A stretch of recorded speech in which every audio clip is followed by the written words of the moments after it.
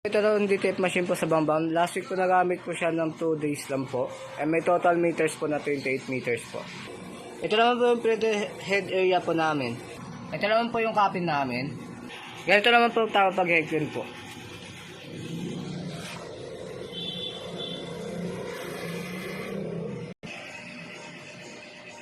Pagkatapos po ng clean, punasan po natin palagi yung wiper po. Ganito naman po magtawag pag nasa check po.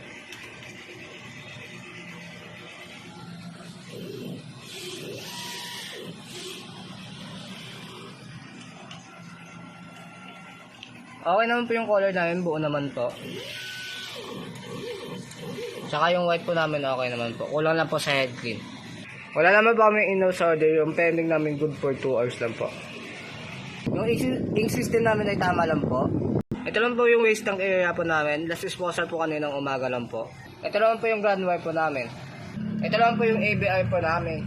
Ito lang po yung in-use ink po namin. Ito lang po yung unused ink po namin. And GTF film po, unused din po. Ito lang po ang consumable monitoring po namin. Last week, nakagamit po kami ng isang powder, isang sayan. Sa yellow po wala.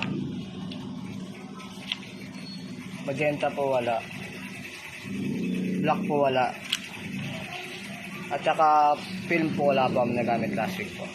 Yun na po, salamat po. Ito naman yung printer daily checklist po namin. Updated naman po siya. Nagamit po siya last week ng 2 araw lang po yung machine namin. Salamat po.